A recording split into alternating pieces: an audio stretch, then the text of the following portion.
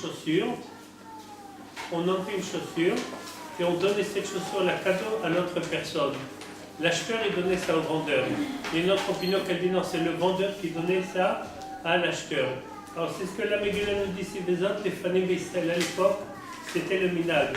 À la Geoula, à la Tmoura, les Kayem Kol Davar, ça veut dire quand on voulait acquérir quelque chose, Shalaf Ish Na'alo, l'homme, il enlevait sa chaussure. Et il donnait cette chaussure, la cadeau à l'autre personne.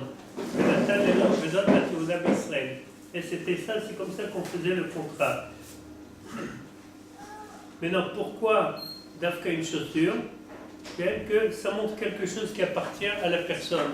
Les habits de la personne, ça appartient à la personne. Quand on donne la chaussure, c'est quelque chose qu'en fait il a donné de lui-même. Il a donné de lui-même la chaussure à l'autre personne, et c'est comme ça qu'on faisait un contrat. Vayomer Agwa les Boaz, Knelecha, Knelach. Tu peux acquérir, tu peux prendre cette femme la route. Vaishlof Na'alo. Il est écrit qu'il a enlevé la chaussure. Qui c'est qui l'a enlevé la chaussure? Il y a une marloquette entre les Chachamim. Rashi dit, venons voir d'abord Rashi, qu'est-ce qu'il dit? À la Geoula, Zomechira. C'est-à-dire il y avait la vente. Tmoura, Tmoura c'est-à-dire un échange de l'autre. Rashi dit, Zor Khalipin. Khalipin c'est la Khalif, changer. Shalaf Ishnalo Zou Kinyan. C'est comme ça qu'on a acquis à l'époque. Comment nous connaît Besouda? Ça veut dire comme nous, à l'époque, on fait Kinyan Souda, ça veut dire on lève quelque chose pour montrer qu'on a acquis quelque chose. Veraboten Zan Nechliku Bedavar Min Natalemi. Chachamim Rachidi El Machloket. Qui c'est qui a donné à qui les chaussures? Est-ce que c'est l'acheteur ou est-ce que c'est le vendeur? Top. Vayomer Boaz Leskenim, Vekolam Edim Atem Ayom. Boaz il a profité, il y avait autour de lui tous les témoins. Il y avait les Chachamim, ils étaient à la porte de la ville. Vekolam Edim Atem Ayom, Ki Kaniti et Kol Asher L'Elimelech. J'ai acheté tout ce qui appartient à l'Elimelech. Vetkol Asher L'Echeleyon ou Machlon Biad Naomi. Ça veut dire, je l'ai acheté, maintenant ça m'appartient. וגם את רות המואביה, אשת מחלון, קניתי לי לאישה להקים שם המת על נחלתו. Même Ruth, je l'ai acquis, la femme de Machlon, קניתי לי לאישה. Ça veut dire le hiboum, dès qu'une femme elle va avec le yabam, en fait, c'est comme si elle achetait, par qu'elle achetait, c'est comme si c'est un mariage. Mais apparemment, on sait que quand on fait un mariage, il y a les Sheva-Brachot, il y a la Koupa, les Kiddushin, la bague. Où s'en est? Pourquoi dans l'hiboum il n'y a pas tout ça? Alors en fait, on dit que ça continue le mariage qui était avant. Quand Machalon il a fait la Koupa, mais même qu'elle c'était une personne convertie encore, elle n'était pas juive comme Machalon. Mais en général, dans un simple hiboum, comme par exemple, quelqu'un va se marier, il va aller avec la Yébama, en fait, le mariage du frère qui est décédé, la Koupa, les Sheva Brachot, ça continue avec le nouveau Yabam. On n'a pas besoin de faire encore une fois, mais après la Koupa, la bague de Koulé. Donc ça continue le mariage qui était avant. L'Hakim Shem Hamet. Ça veut dire, et grâce à ça, l'Hakim Shem Hamet, il va avoir un souvenir, la personne qui est décédée, à Nachalato. Velo Ikarek Shem Hamet Min Echav. Et ça, c'est une très très grande mitzvah, on a dit c'est une mitzvah de Chesed. Akadosh Baruch Hu, il a fait en fait comme ça que quand quelqu'un il quitte le monde sans des enfants, il y a la possibilité de qui peut arriver à son tikkun si on fait un hiboum. Ou Mishar, mais comment Edim Atemayom. Et il a fait devant tout le monde ces choses-là, comme ça il va avoir des témoins. Vayomru Kolam Asher Bashar. Tous les personnes âgées, ils étaient là-bas dans le char, dans la porte de la ville, ils ont dit Vaskenim. Edim, Vaskenim Edim, Iten Hashem et Aisha Bel Betecha, Kerachel ou Kelea. Pourvu que cette femme-là, que tu te maries avec elle aujourd'hui, Ruth, elle va être comme Rachel Veléa. Qui c'était plus grand, Rachel ou Léa? C'était plus grand, Léa. Mais on commence avec Rachel et après Léa. Pourquoi? Parce que le Ibn Ezra, alors, après Makadosh, ils disent Rachel, parce qu'elle était Eshet Yaakov, la principale. Rachel, c'est la Keret Abayt, Ikar Abayt, l'essentiel de. Parce que Yaakov, il ne savait pas de qui va être avec Léa. Lui, il pensait qu'il était avec Rachel, donc elle était la principale. Elle s'appelle, c'est pour ça qu'on démarre avec elle, comme ça le Ibn Ezra dit. Ikdim berachel bavo shaita shet Yaakov betrilat machshavato. Quand il a pensé, quand il était avec elle, il croyait que c'était en fait Rachel.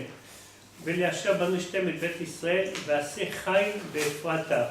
Et grâce à ça que tu vas réussir. Ukra Shem bevet lachem. C'est quoi Ukra Shem? Rashi nous dit Igdal Shimcha. Ça veut dire ton nom il va être publié de partout. Cette mitzvah-là que tu as fait, la mitzvah de l'Iboum, comme ça la famille de Machalon, ils vont voir le tikkun. Ve'beitecha kebet peretz asher yada tamar le Yehuda. Minazer asher iten Adonai lecha minana razot. Et ils lui font la bénédiction suivante. Ve'beitecha kebet peretz asher yada tamar le Yehuda. Pourvu que, de la même façon qu'on compare ces deux mariages, faites attention, ces deux mariages qui se ressemblent. Les Chachamim, ils lui font la bracha pourvu que cette maison-là que tu vas construire avec Ruth, ça va être la même maison que les descendants qu'il a eu, Yehuda, à partir de Tamar. Dans les deux cas, Yehuda quand il est parti avec Tamar et Boaz quand il va avec Ruth, en fait c'est un hiboum. Parce que même Yehuda, quand il est parti avec Tamar, en fait c'est un hiboum. C'est un hiboum parce qu'elle a perdu son premier mariage, Tamar.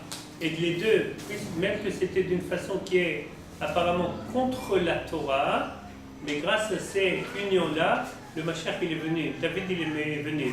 Donc faites attention que David, donc toute la Megillah de Ruth, on a dit, c'était pour raconter la généalogie de David. D'un côté, du côté de son père, Ishaï, Oved, Boaz. Et Boaz, qui c'était l'arrière-grand-père de Boaz? C'était Peretz. Et qui c'était Peretz? C'était le fils de Yehuda. Donc c'est venu de cette façon-là avec un hiboum. Et de l'autre côté de la généalogie de David, c'est sa grand-mère. Sa grand-mère qui c'était son arrière-grand-mère, c'est Ruth. Et aussi, elle est venue par un hiboum. On a dit, le Al-Sheikh HaKadosh dit, Af shebeshneim hayam leat shelo kederech haTorah. Même que toutes ces maisons-là de Tamar avec Yehuda, Boaz et Ruth, c'était shelo kederech haTorah. Im kol ze hem evu etam bnei Israël. Grâce à ça, ils ont amené le peuple d'Israël, ve'kimu melachim ou nevi'ehem. Et ils ont, de ces unions-là, ils sont venus des rois, melachim et des nevi'im. Ve'ikach Boaz et Ruth v'teilo leisha. Va'yavo elea v'iten Hashem le'erayot v'telet ben. D'abord, Chazal, on a dit déjà l'autre fois, que Ruth, elle a eu, tout de suite après, elle a eu un enfant. Il y a écrit que c'est la même nuit, la Machorat Khatunato, il est décédé Boaz. Il était très âgé, il est décédé, mais il a pu quand même avoir un enfant. Va tomar na nashim el Naomi, Baruch Hashem, asher lo yishpit lach goel hayom, ve'yikare shmo be'Israël. Les femmes, ils ont dit à Naomi, on va voir tout de suite qu'elle, elle a eu un peu peur. Mais les femmes, ils disent à Naomi, ils vont la consoler, ils vont lui dire, ne t'inquiète pas, lo yishpit lach goel hayom. Ça veut dire que d'abord, il y a eu le fait qu'elle est tombée enceinte, elle a eu un garçon, en fait le tikkun de Machalon, ça a été fini. Le tikkun, ça a été réparé. Ça veut dire quoi? Elle a eu encore une fois la neshama de Machalon, son ancien mari, et Ruth. On a dit que dès qu'il est décédé sans enfant, sa neshama n'était pas tranquille. Elle se trouvait, c'est comme ça les livres qui disent, on n'arrive pas à comprendre. Elle se trouvait dans le corps de Ruth, mais elle n'était pas tranquille, cette neshama-là, tant qu'il n'y a pas le tikkun. Et une fois qu'il est né, en fait, c'est encore une fois la neshama de Machlon, elle est revenue dans ce bébé-là. Donc le bébé, c'est comme si qu'il est né encore une fois de sa femme, qui était sa maman, Ruth. Le gouffre, il était donc de Ruth et de Boaz. Et la neshama, c'est neshama de Machlon. Nimtsa Machalon ben Naomi balaolam. Le Al-Sheikh HaKadosh, il dit comme ça qu'en fait, Naomi, elle était quand même contente que quoi? Encore une fois, il y a son fils qui revient encore une fois. On n'arrive pas à comprendre, c'est des choses qui sont très élevées. On n'arrive pas à comprendre. Mais c'est comme ça que le Neshama, c'est comme si que son fils, il est rené, encore une fois, il est né. Vayalach le Meshiv Nefesh. Ça veut dire quoi, Meshiv Nefesh?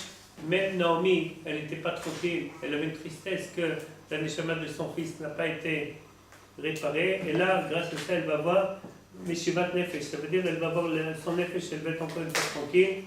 Ou les Chalkel et Seivater. C'est quoi les Chalkel et Seivater? Que la grand-mère, elle est très contente quand elle a encore un petit enfant avec elle. כי קלתך אשר אהבתך, ילדתו אשר יתומה לך משבעה בנים. ta belle-fille qui t'aime, et c'est rare, ילדתו אשר יתומה לך משבעה בנים.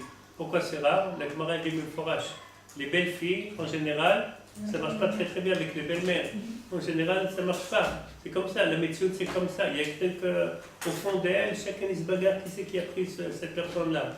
La belle-fille elle dit c'est mon mari, la maman elle dit non c'est ma belle-fille qui m'a pris mon fils. Malheureusement il y a des marloquotes, il faut être très très très chacham et très malin pour éviter tous ces problèmes-là. En tout cas là on lui dit beforash, kalatech asher ahavtech, ta belle-fille qui t'a aimé.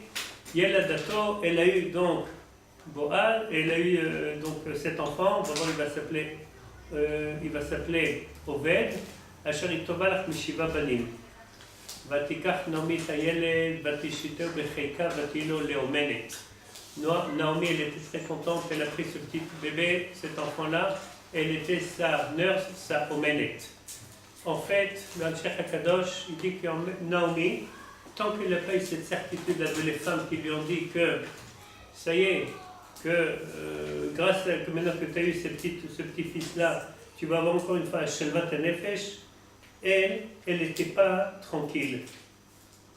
Elle n'était pas tranquille. Pourquoi? Le Cheikh HaKadosh lui dit comme ça. Parce que peut-être, elle s'est demandé, est-ce que Boaz, qui s'est marié avec Ruth, est-ce que c'était Mamash de Shem Shamayim? Il a écrit qu'elle était très très très belle Ruth. Est-ce que peut-être il est parti rien parce qu'elle était belle, ou vraiment il a fait ça à cause qu'elle était, il a fait ça les Shem Shamayim, la mitzvah de Himour, pour réparer de l'âme de Machlon et pour faire tout ce chesed-là. Alors, elle avait un suspect, elle était dans un safek, c'était quoi les intentions de Boaz? Est-ce qu'en plus c'était vraiment que Ruth, elle a aimé Naomi? Bon, c'est pour ça que les femmes lui disent non. On voit ici tout le chemin que à Kolaya Shelo Kederech Hatev Rak Bemikre. Tout ce qui s'est passé dès qu'elle est revenue en Eretz Israël, tout ce qui s'est passé, c'était pas Miderech Hateva.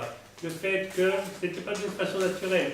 Le fait que quand Ruth elle est partie chercher à manger, juste elle arrivait dans le champ de Boaz. Et après, c'est Boaz qui était le proche de Naomi. Et après, quand ils ont cherché le Goël juste il se trouvait là-bas, Boaz il l'a trouvé là-bas. Et tout s'est fait d'une façon très vite. Et que Boaz, il a fait ça d'une vitesse très vite. Et quand il a promis à Ruth qu'il va faire Iboum avec elle, ça s'est passé tout très vite. Il est parti chercher le Goël, il a vu si le Goël il aimait Vater sur ce route-là de faire le Iboum, lui il ne voulait pas. Donc Boaz il a fait ça, et Naomi elle a dit à Ruth que puisque c'est un tzaddik il fait ça trop en vitesse. Et vraiment c'est fait d'une vitesse très vite, et jusqu'à qu'elle ait un enfant, tout de suite après Boaz il est décédé.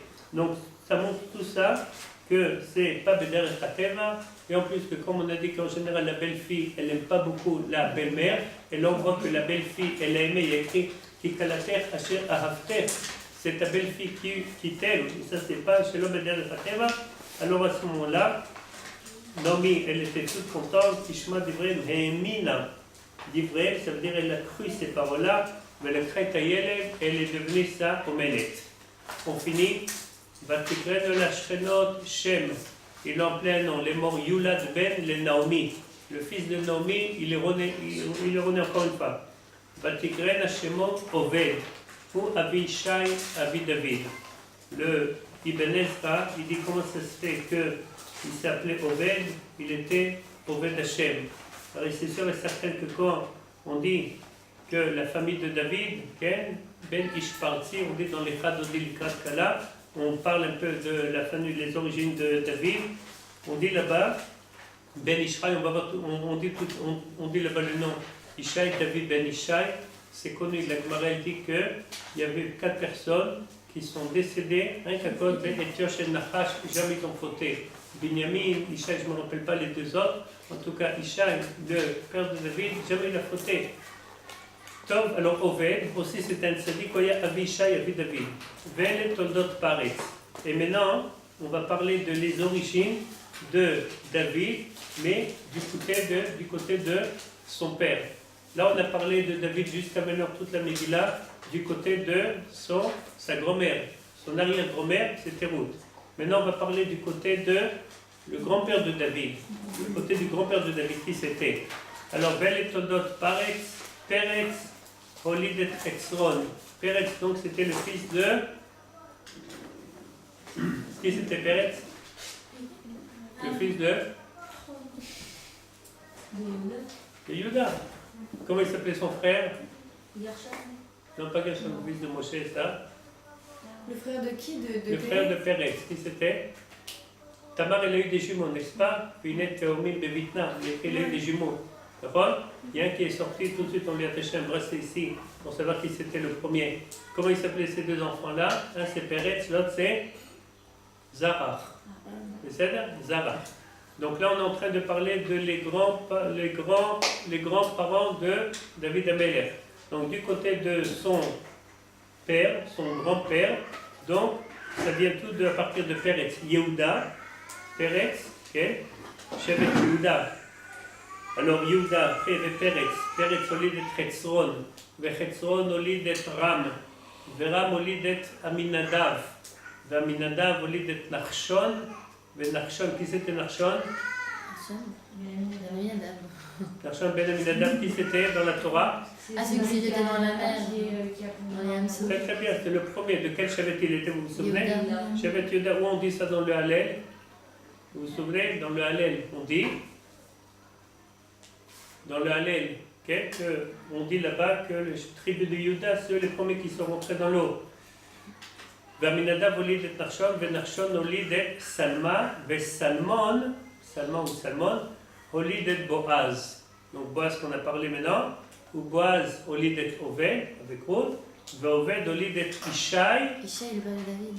Et Ishai olid et David. La Megillah elle finit avec ce verset-là, donc Ishai olid et David. Donc d'un côté, donc on a maintenant les deux côtés, on comprend très très bien maintenant la généalogie de David Amelech. Des deux côtés, c'est venu par une histoire qui est complètement terrible. L'arrière-grand-mère de Ruth, on a dit qui c'était l'arrière-grand-mère de Ruth? La fille de Lot. La fille de Lot, okay? La fille de Lot, Moab. Okay? Donc c'est venu d'une liaison comme ça, et le Hachir, on a vu les commentaires disent, et d'un autre côté, Peretz, aussi il est venu de la liaison avec Tamar et Yehuda. Comment ça se fait? Parce que le Satan, le Yetzer Hara, il est très très fort. Il ne peut pas croire, il ne peut pas arriver à penser que le Mashiach, il va venir de cette façon, d'une façon directe.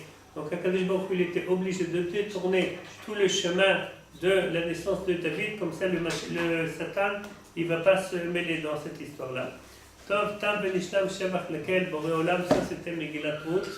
Il nous reste un peu comme des comptes pour Chag HaShavuot.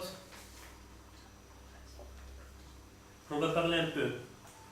C'est sûr et certain, peut-être que je dis une fois ici, je ne sais pas, c'est sûr et certain que Bezrat Hashem, donc Motzei Shabbat, Chag HaShavuot, c'est le 50e jour qu'on est sorti de Eretz Mitzrayim, on a fait le Sfirat HaOmer. Aujourd'hui, quel jour on est dans le Homer? 43. Aujourd'hui, on est le 43, ok? Arshav. Donc, il y a quelque chose, un outil qui est très très très fort, peut-être on a parlé de ça une fois, pour éveiller la Neshama, et comme ça, la Neshama, on va se renforcer dans l'Emouna, c'est quoi? C'est La musique. quoi? La musique? C'est aussi la musique, voilà, c'est sûr, ça calme, la musique, c'est sûr, certain, ça calme. David Amelech, c'était quoi son rôle? Qu'est-ce qu'il faisait? Il écrit que quand Shaoul, quand Shaoul il était triste, on a amené, il a dit, Vaya ke nagen el nagen. Ça veut dire qu'il a demandé qu'on va amener quelqu'un qui va lui jouer la musique pour lui sortir de cette tristesse.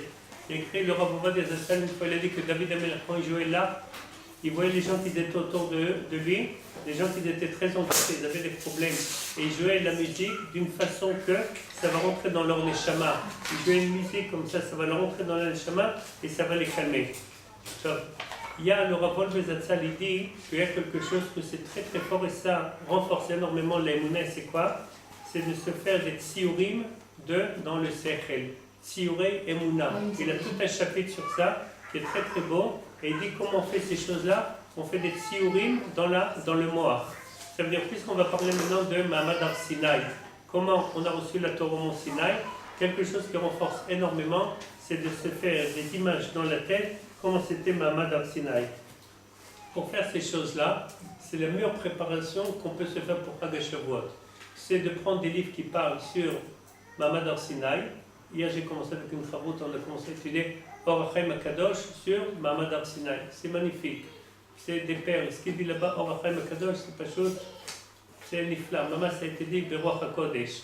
Donc se préparer, maman, ça vaut la peine de prendre, elle peut lire un peu Parashat Yitro, Mahamad Har Sinaï, comment ça s'est passé. Faire attention un peu à ce qu'il dit là-bas. Si vous avez le livre Me'am Loez, vous connaissez Me'am Loez, c'est rempli des Agadot, c'est rempli avec, il a pris tout les Agadot qui parlent sur Mahamad Har Sinaï et les apprendre. Et quand on les apprend, il faut les apprendre, peut-être quelque chose que vous n'avez pas l'habitude, les apprendre très doucement. Il ne faut pas courir. Si on veut que ça rentre à l'intérieur de nous, si on lit en vitesse, eh bien ça rentre un peu et ça sort tout de suite, ça ne reste pas. Si on veut que ça va rester à l'intérieur de nous, alors il faut les faire très attention. Et maintenant, je les fais rentrer à l'intérieur de nous. Le Rav Shlomo Zalman Bar Zatzal, il a demandé qu'est-ce qui se passe si un petit enfant à l'âge de 10 ans par exemple, il va voir une fois, il va être quelque part dans un champ, et tout d'un coup, il va voir un château qui tombe du ciel. Un très beau château qui tombe du ciel. Est-ce qu'il va se rappeler de ça tout le temps? Il va se rappeler de ça ou non? Oui. Pourquoi? C'est pas habituel, c'est pas naturel. Quand c'est quelque chose qu'on n'a pas l'habituel, il y a un clé, je ne sais pas comment dire en français, ça s'appelle il a hitpa'alut. Ça veut dire il est merveillé. Et quand quelqu'un il est merveillé de quelque chose, on ne l'oublie jamais. Quand on a un beau moment dans la vie, et bien sans arrêt, on se le répète ce beau moment qu'on avait dans la vie. Parce qu'on est merveillé, ça nous rentre à l'intérieur, ça nous influence à l'intérieur. Pareil, si on veut que le Mahamad Har Sinaï, on va se rappeler de ça tout le temps, il faut se le rappeler, il faut l'étudier, et il faut qu'on le fait rentrer dans notre tête, et il faut qu'on s'imagine comme c'est qu'on est encore une fois à l'intérieur de ce Mahamad. Et le Rav Wolbe Zatzal dit que ça c'est l'outil, c'est un clé le plus fort pour renforcer la Emouna. Si quelqu'un vraiment il veut renforcer sa Emouna, c'est quoi la chose la plus forte? C'est bien d'écouter des divrei Torah. Mais si on veut que mamash les divrei Torah ils vont rentrer à l'intérieur de nous, c'est comme l'image qu'on a dit, ce petit enfant qui voit tout d'un coup un château qui tombe du ciel. Il est émerveillé, il va rester toute sa vie, il va se rappeler de ça. Alors c'est pareil, on prend les Midrashim, les Agadot, qui parlent de Mahamad Har Sinaï, et on pense qu'on est dedans, on pense qu'on s'imagine exactement chaque chose, comment ça s'est passé là-bas. Et ça nous renforce énormément. Et le Rav, il amène qu'il a connu des Gdolei Moussar, que tous les jours, il faisait des exercices comme ça. Tous les jours, il passait un quart d'heure, tous les jours, pareil qu'avant Krag Shavuot, il passait un quart d'heure par jour pour se renforcer avec des images comme ça. Ça s'appelle Tziyurei Emuna. C'est des images que Tziyurei Emuna, il a tout un chapitre comme ça dans son livre. Tziyurei Emuna. Le Rav Wolbe Zatzal, dans son livre Alei Shur, il a un chapitre sur Chag HaShavuot. Et dans Chag HaShavuot, il a un chapitre qui s'appelle Tziyurei Emuna. Et il dit que ça, c'est quelque chose que ça nous renforce énormément. Si on sait qu'Akadosh Baruch Hu, il est là, il nous regarde, il pense à nous, automatiquement, la personne ne se comporte pas de la même façon. Mais quand on oublie Akadosh Baruch Hu, on n'est pas très tzadikim des fois. Mais quand quelqu'un sait qu'Akadosh Baruch Hu est à côté de lui, il fait attention. Et ça, c'est écrit dans le Shulchan Aruch, dans la première phrase. Dans la première phrase, le Rama, il dit, la première titre, le Seif dans le Shulchan Aruch, il a écrit qu'un homme, il doit se rappeler sans arrêt qu'il y a Akadosh Baruch Hu. Quand on se rappelle sans arrêt qu'il y a Akadosh Baruch Hu, automatiquement, quand on fait les mitzvot, c'est d'une autre façon complètement. Le Yetzer Hara, il est très fort, il essaie sans arrêt de nous escater. Le Yetzer Hara, il essaie qu'on ne va pas être des tzadikim, qu'on ne va pas penser sur Akadosh Baruch Hu. Il nous fait faire une diff, Birkat Hamazon Bekavana, fait la Tfila Bekavana, le Yetzer Hara, il veut nous faire fauter complètement. Mais c'est à nous de se prendre en main. Le plus que quelqu'un il arrive à se prendre en main, le plus qu'il arrive à un niveau qui est beaucoup plus élevé. Or HaChaim HaKadosh, il dit quelque chose comme ça. Il y a un verset, faites attention à ce que je vais dire, il y a un verset dans Parashat Yitro. Il y a deux versets. Le premier verset, il dit B'chodesh hashlishi, yetzet bnei Israël me'eretz Mitzrayim, bayom hazeh ba'u midbar Sinaï. Ça, c'est le premier verset. Qu'est-ce qu'il veut dire ce verset-là? B'chodesh hashlishi. C'est quoi le troisième mois? Sivan. On compte à partir de Yetziat Mitzrayim. B'chodesh hashlishi, yetzet bnei Israël me'eretz Mitzrayim, bayom hazeh, ce jour-là, ba'u midbar Sinaï. Ils sont arrivés au mont Sinaï. Le verset numéro 2, après il dit Vaïsoum et Refidim, ils sont sortis d'un endroit avant Sinaï qui s'appelait Refidim, Vaïavon Midbar Sinaï. Or HaChaim HaKadosh il pose une question, il dit je ne comprends pas. L'ordre, il est complètement à l'envers. Ils sont sortis d'où, le deuxième? Ils sont sortis de Refidim, Vaïsoum et Refidim, Vaïavon Midbar Sinaï. ils sont sortis d'un endroit qui s'appelle Rephidim, ils sont arrivés à le mont Sinaï. Mais le Or HaChaim Akadosh, il dit, ces deux versets-là, ça doit être complètement à l'envers. Normalement, il faut raconter qu'ils étaient dans Rephidim, ils sont sortis, ils sont arrivés au mont Sinaï, et Bayom Hazeh, ils sont venus ce jour-là, ils sont venus au mont Sinaï. Mais comment c'est possible que le verset, d'abord le premier verset, il dit que ce jour-là, ils sont venus au mont Sinaï. J'ai entendu une fois un machal très beau, du Rav Sofer Shlita, très très beau. Un machal, des fois à Chachamim, les paroles de la Torah, ils sont tellement élevées, et des fois on n'a pas la possibilité de comprendre. Alors qu'est-ce qu'ils font Chachamim? Ils nous racontent des petites histoires, on dirait des petites histoires pour enfants, mais en fait c'est une sagesse énorme dedans, et puisqu'on aime écouter les histoires ça nous réveille, automatiquement quand on entend l'histoire, on est ami avec cette histoire-là, on aime cette histoire-là, et ça peut nous faire apprendre des choses qui sont très profondes. Et voilà l'histoire. Une fois il y avait une khatouna, ils ont dit à tout le monde d'arriver, mais Sheva Bachetzi, il y aura la choupa. Sheva Bachetzi, tous les invités déjà ils étaient là. Il y avait le photographe, il y avait l'orchestre, il y avait les serveurs, il y avait la nourriture, il y avait tous les invités, il y avait le khata, il y avait les parents de la kala, il y avait les parents du khata, il y avait tout le monde, à part la kala n'est pas arrivée. Sheva Bachetzi, Shmone, tout le monde y regarde, Shmone la kala n'était pas là. Shmone Bachetzi, Teisha, tout le monde se demande, Teisha, où est déjà la kala? Ils sont en train de parler, ils sont en train de manger, ils sont en train de danser. Never, qu'est-ce qui se passe, la kala, pourquoi elle n'est pas là? Teisha Bachetzi, encore la kala n'est pas là. Tous ils sont très inquiets. Esser, encore la kala n'est pas là. Les gens complètement, ils sont en train d'appeler à droite, à gauche pour voir qu'est-ce qui se passe la kala. Et enfin, à 10h30, la kala elle arrive. Dès que la kala elle arrive, dès que quelqu'un dit elle est là, tout le monde ils sont en train de crier elle est là, la kala elle est arrivée, la kala elle est arrivée. Ils sont tellement contents tous. Et après ils disent pourquoi elle arrive en retard? Il y avait une panne dans la voiture, sa robe elle s'est déchirée, il fallait chercher quelqu'un qui va lui coudre la robe, ça traînait, 10h30 il est arrivé. Mais d'abord, la première des choses, dès que la kala elle est là, tout de suite ils ont dit la kala elle est là, la kala elle est là. Il dit Or HaChaim Akadosh dans ces deux versets-là que je vous ai dit tout à l'heure, que le premier verset il dit Bayom Hazeh Baou Midbar Sinai. Ce jour-là, le Bnei Israël ils sont arrivés au mont Sinaï.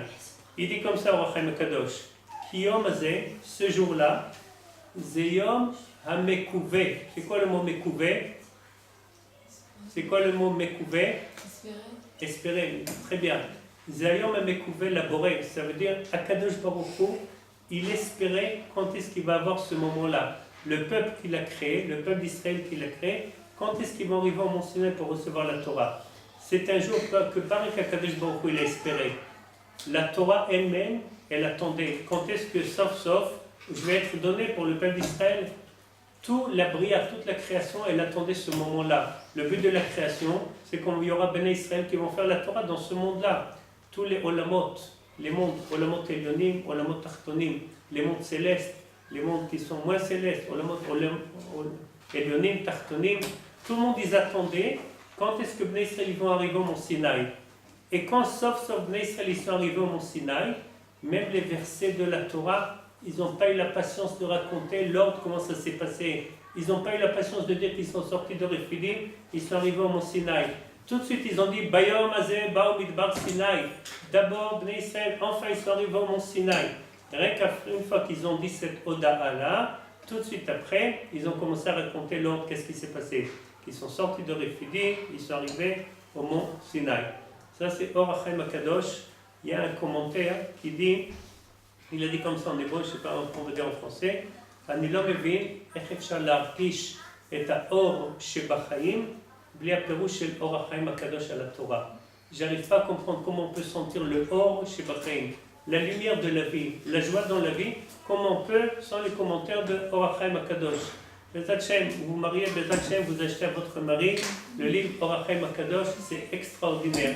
Vraiment, c'est mieux que du miel. C'est un plaisir pas possible d'étudier ces choses-là. Ça renforce énormément dans la Emouna, dans la Simcha, dans la Dvikout. Ça donne un cheshek dans le Limud Torah extraordinaire.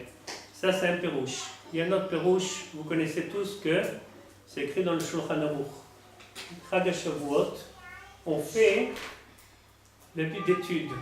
Alors pourquoi on fait une nuit d'études Chag HaShavuot? C'est écrit, le Magen Avraham il dit Bnei Israël, le jour qu'ils ont reçu la Torah, la veille, ils sont partis dormir. Ils sont partis dormir et le lendemain, quand c'était le jour de matin de Torah, Akadosh Baruch Hu, il avait besoin de les réveiller. Il y avait le chauffard, il y avait un grand bruit, il y a écrit qu'Akadosh Baruch Hu, il avait besoin de les réveiller. Le rabbi de Lubavitch Zatzal, il pose une très très belle question et il dit comment c'est possible que les Israël sont partis dormir? Comment c'est ici, ils savent ils vont recevoir la Torah? Comment ils ont osé Bichlal d'aller dormir? Il y a une explication que les Chassidim disent, ils sont partis dormir comme s'ils vont avoir la force pour recevoir la Torah. Il faut être en forme, donc il faut... Mais ça, c'est bien pour des gens qu'on a l'habitude, on est fatigué, on doit être réveillé. Mais quand quelqu'un qui sait qu'il va recevoir, par exemple, il a gagné 500 millions de dollars dans la loterie. Est-ce que la veille, quand il va recevoir le chèque, est-ce qu'il va aller dormir la nuit d'avant? Qu'est-ce qu'il va faire toute la nuit? Il va penser à ça, mais en général, les gens, ce qu'ils font, c'est pour faire passer le temps, ils vont dormir, ils ne voient pas le temps passer. Mais quand quelqu'un il est tellement excité, quand quelqu'un par exemple il sait qu'il va retrouver un frère qu'il n'a pas vu depuis 30 ans, quelqu'un quand il est excité de quelque chose, l'excitation ça ne le donne pas à dormir. Donc comment c'est possible qu'ils sont partis dormir? Il dit, le rabbi de Lubavitch Zatzal, c'est un teroutz chassidi, mais très très beau. Et voilà, il dit comme ça. Bnei Israël, quand Moshe Rabbeinu il a dit à Bnei Israël quand ils étaient de Mitzrayim, Akadosh Baruch Hu va vous faire sortir, le but c'est que vous allez recevoir la Torah au Mont Sinaï. Ils ont commencé à compter le Sfirat HaOmer.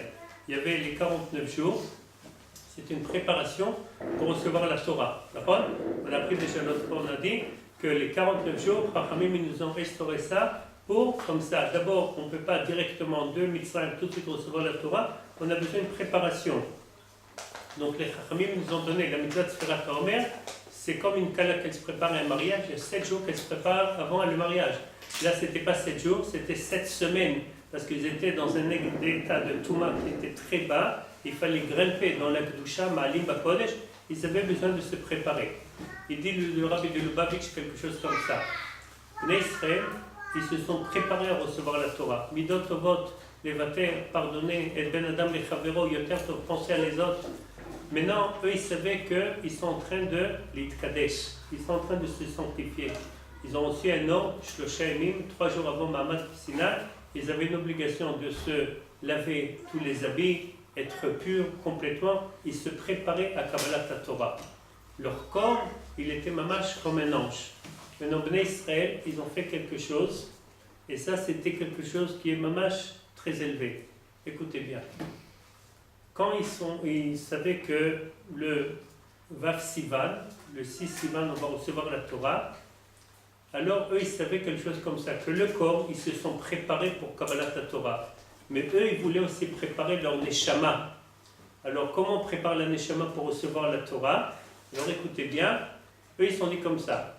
Vous savez tous que quand un juif, la nuit, quand il va dormir, sa Neshama, qu'est-ce qu'elle fait? Hein? Elle quitte son corps. Elle quitte son corps.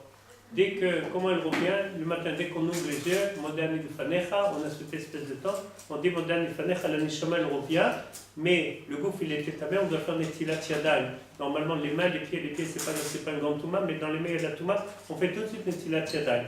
Pourquoi? Parce que la Neshama, elle est revenue chez nous, le gouffre, il commence à devenir encore une fois Kadosh. Qu'est-ce qu'elle fait la Neshama la nuit? Où elle va la Neshama la nuit? Qu'est-ce qu'elle fait la Neshama? Elle va chez Hachem. Toutes les nuits, notre Neshama, elle monte là-haut. Elle donne din vecheshbon sur ce qu'elle a fait dans la journée. C'est pour ça qu'on fait Kriyat Shema la Mita, et on fait le vidouille, Hacham, le Bagan, le Gazan, on fait avant de dormir. Maintenant, la Neshama, quand elle est chez Hachem la nuit, qu'est-ce qu'elle fait la Neshama là-bas? Qu'est-ce qu'elle fait la Neshama? C'est quoi la nourriture de la Neshama? C'est la Torah. La Neshama, elle étudie la Torah. Les Israël, ils ont dit comme ça, on va aller dormir, comme ça. Paraît que notre corps, il va être Kadosh. Aussi, notre Neshama, elle va monter chez Hachem, et sûrement, la veille de Kabbalat Torah, notre Neshama, elle va elle va apprendre des secrets, des sodotes et des sodotes de Kedusha, de sainteté, et comme ça, alors on va se préparer d'une façon incroyable pour Kabbalat Torah. Aussi, notre corps, il va être Kadosh, et aussi notre Neshama, il va être complètement Kedusha. parce on va aller dormir, la Neshama elle monte là-haut, elle va apprendre plein de secrets, et le lendemain quand on reçoit la Torah, on va avoir le gouffre et la Neshama complètement Kedoshim, on va être comme des anges, on pourra comme ça recevoir la Torah. Donc apparemment, c'est une raison qui est mamash les Shem Shamaim. Ils sont partis dormir, les Shem Shamaim. Mais alors pourquoi c'est considéré comme une faute? Et on a le minag selon le Harizal. Chaque année, Chag et Shavuot, on reste réveillé. On fait le Tikkun Shavuot, on reste réveillé pour réparer la faute que Bnei Israël, ils sont partis dormir la veille de Kabbalat Torah. Mais si on a dit qu'ils ont fait ça les Shem Shamaim, ils pensaient de faire une mitzvah. Pourquoi c'est considéré comme une avera? Alors le Teroutz, c'est comme ça, c'est écrit dans la Torah, Lo Bashamaimi. La Torah elle n'est pas dans le ciel. La Torah elle était donnée à des êtres humains. On n'a pas le droit de faire des calculs. Qu'est-ce qui se passe avec notre Neshama? On va dormir comme ça, la Neshama, elle va atteindre des niveaux de Kedusha très élevés. Ça, c'est pas dans nos mains, c'est pas du tout dans notre niveau. La Torah, les Malachei Asharet, la Torah n'a pas été donnée à des anges. La Torah, elle a été donnée à des êtres humains. On est là par terre, on est sur terre, on n'est pas dans le ciel, on est sur terre. La Torah n'a pas été donnée à des anges. Si Akadosh Baruch Hu l'aurait voulu, il nous aurait fait des anges. Mais il nous a fait, non, des êtres humains, qu'on est faible, des fois on est fatigué, on a faim, on a soif, on est complètement ici par arrêt.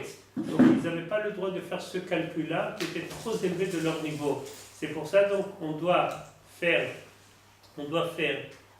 ce tikkun-là, Chag HaShavuot. Donc le tikkun, c'est de rester réveillé, parce que eux, ils sont partis dormir. Il faut faire très attention, des fois qu'on étudie la Torah, le Rav Wolbe Zatzal, il amène que son maître, le Rav Yerucham de Mir, sans arrêt répéter à ses élèves, Lo les tapes la shamaim. Ça veut dire quoi, Lo les tapes la shamaim? Arrêtez de grimper au ciel. On est sur terre, on n'est pas des anges.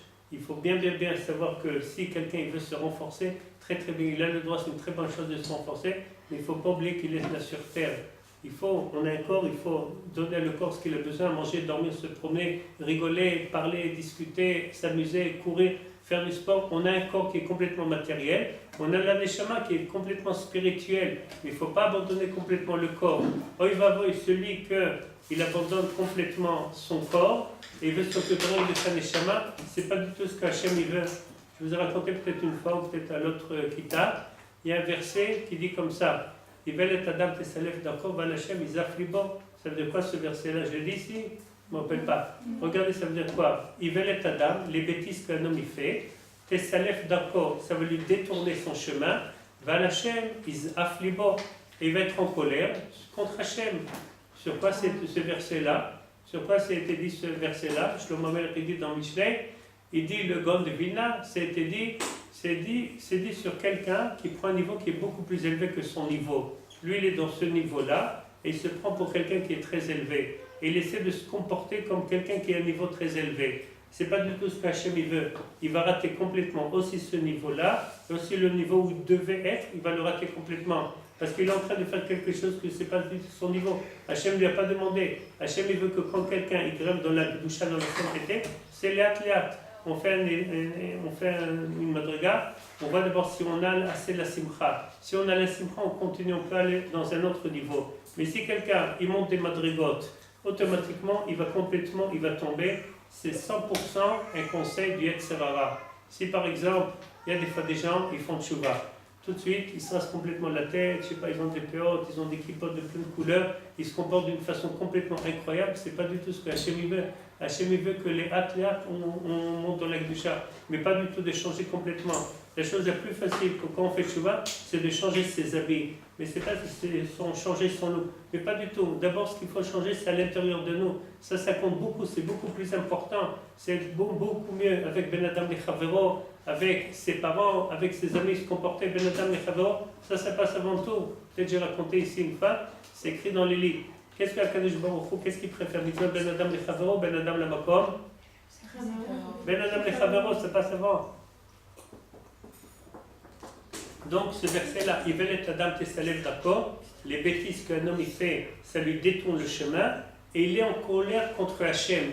Hachem, pourquoi tu ne m'as pas aidé? Voilà, j'ai fait, je voulais monter dans la Kedusha, j'ai fait des choses, mais Hachem ne l'a pas aidé. Pourquoi Hachem ne l'a pas aidé? Hachem ne l'aide pas, parce qu'il n'a pas pris le bon chemin. Il a pris un chemin, il a sauté complètement des échelles qui sont très élevées. Ce n'est pas du tout ce que Hachem il veut. et la personne elle est contre Hachem. Le Gaon de Vilna il dit, si quelqu'un il prend un niveau que ce n'est pas du tout son niveau, Hachem ne va pas l'aider. Et si la personne il s'inquiète, pourquoi Hachem ne m'aide pas, voilà j'ai fait un pas pour Hachem, alors la réponse est, Hachem ne voulait pas du tout que tu prends ce chemin-là. Tu n'as pas le droit de prendre un niveau qui est beaucoup plus élevé de toi. C'est pour ça, en général, si quelqu'un veut faire quelque chose qui est plus haut de son degré, d'abord il faut voir s'il a assez de simcha pour ça. Si on fait la mitzvah, on est dans la tristesse, il vaut mieux peut-être rester dans un niveau plus bas, mais encore beaucoup plus de simcha.